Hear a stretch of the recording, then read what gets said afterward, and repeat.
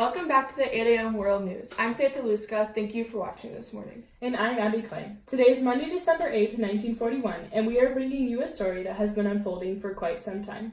Japan in the past decade has started its rise to the top of the political world. The ruthless expenditure has not gone unnoticed, though it is rarely discussed. On September 19, 1931, this era of Japanese aggression began. On this date, Japanese troops invaded Manchuria, China, led by General Tomoe.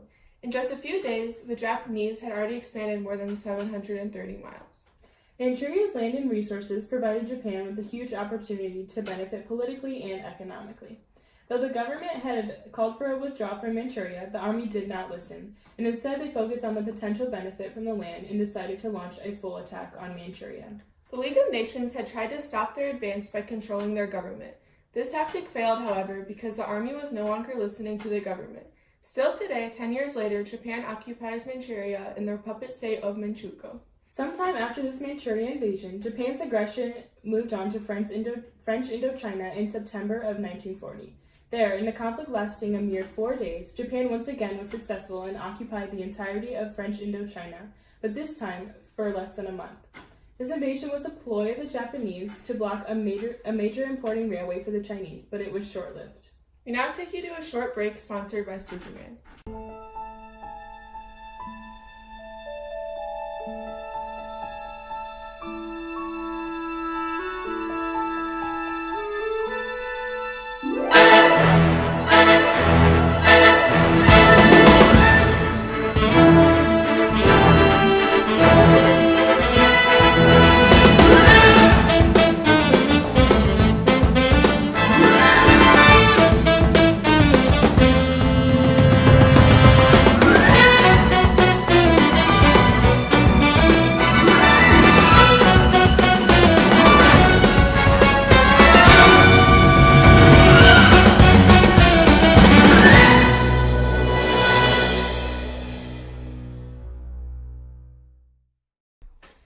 Welcome back from the break. Remember to get your tickets to watch Superman. Returning to the story of Japanese aggression and expansion, recently the most important development is a change of leadership. Just 2 months ago in October 1941, Hideki Tojo rose to Prime Minister.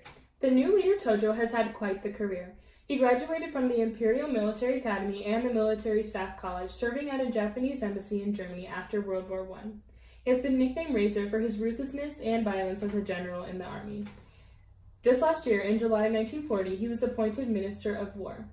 Now, as a Prime Minister, he also advocates incredibly for an alliance with both Fascist Italy and Nazi Germany.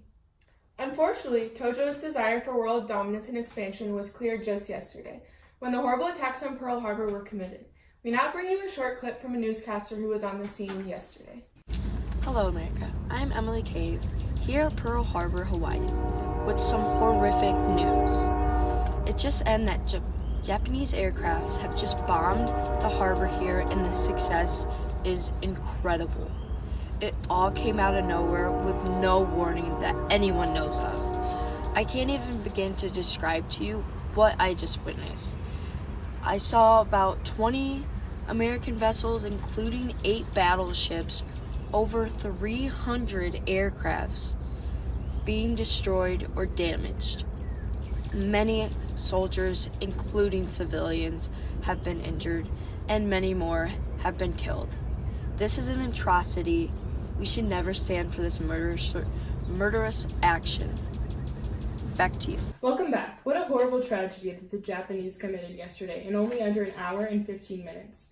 Numbers coming in estimate that over 2,300 military personnel and 68 civilians were killed. But it does not end there. No, it does not. Word coming in from General MacArthur in the Philippines is describing yet another demonstration of Japanese aggression.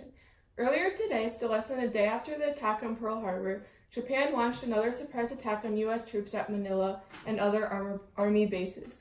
We do not know the extent of this attack, but it appears that Japanese expansion and occupation of the Philippines is likely to occur here soon. Such a horrible situation that the Japanese bullies caused. We are all pulling for General MacArthur and his troops. Thank you for watching. We'll be back again tomorrow.